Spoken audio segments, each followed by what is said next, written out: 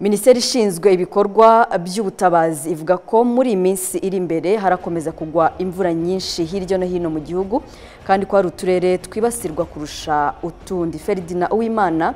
yavuganye n'umunyamabanga uhoraho muri Minisiteri Habinshuti Philippe abanza kumubaza ishusho y'ubukana bw'imvura.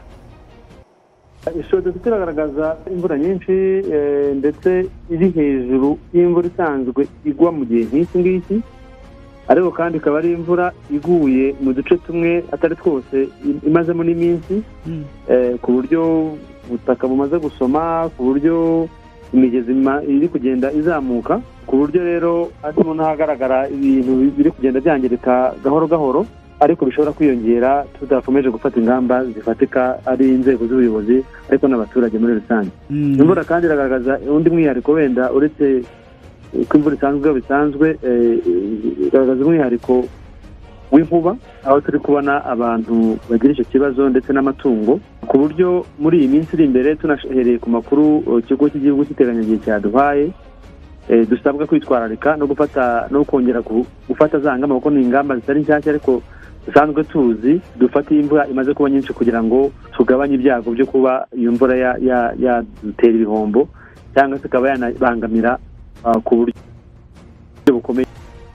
Iyi mvura nk'iyi igwa ku kigero nk'iki ngiki usanga yibasira cyane cyane ibice byo mu manegeka, abantu bakagirwaho ingaruka zikomeye n'iyi mvura. Imibare mufite igaragaza iki mukurikije ibyo mwabaruye? Nibyo koko muri iyi minsi rero mike ishize Minisiteri ishinzwe ibikorwa by'ubutabazi ifatanyije n'uturere dutandukanye cyane cyane udukunda kugaragaramo ibyo bibazo, turere tugera kuri 17 twaragenzuye tureba ahantu hashobora kwibasirwa kurusha ahandi, aho ubona ko bidanatse n'imvura nyinshi hagomba guhita hafatirwa ingamba.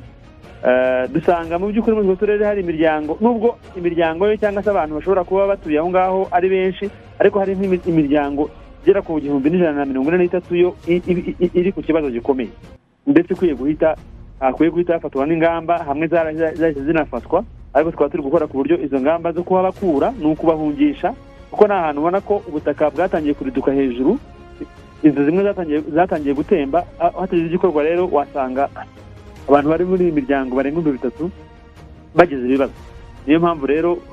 muri utwo turere ingamba yo kubimura by'agateganyo bakaba bashyirwa ahantu ubuzima bwabo butari mu kaga zatangiye kandi zikaza gukomeza, ariko tunashishikariza n'abaturage muri rusange gukomeza kugenzura aho batuye, kumva yuko turi mu gihe cy'imvura, kugira imyitwarire ijyanye n'icyo gihe, ariko no gukomeza bagenzura kugira ngo ubona nubwo yabatuye ahantu abona ko nta kibazo cyangwa se n'abandi bamubwira ko nta kibazo, ariko kugenzura ntacyo bitwaye, ukareba ko igisenge cyawe kiziritse, ukareba ko amazi aturuka haruguru y'iwawe afite inzira anyuramo, ukamenya ko abana bageze ku ishuri, niba ari aho bagomba kwambutswa imigezi iri kugenda yuzura, ibyo bigateganywa bigakorwaho. Abayobozi b'ibigo by'amashuri cyane cyane bakitwararika mu gihe imvura iri kugwa, bakareba ko abana nta myitwarire imwe yo kujya kwirukanka mu mvura, ari nayo akenshi bashyira mu byago byo kuba bakubitwa n'inkuba, ariko n'iyo mvura ubwayo yabatera ikibazo. Ibyo byose bikarebwa, ni igihe cyo kubikora,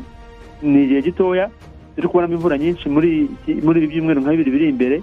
nyuma yaho imvura ikongera ikagenza amaguru makeya dukurikije amakuru duhabwa n'ikigo cy'igihugu cy'iteganyagihe.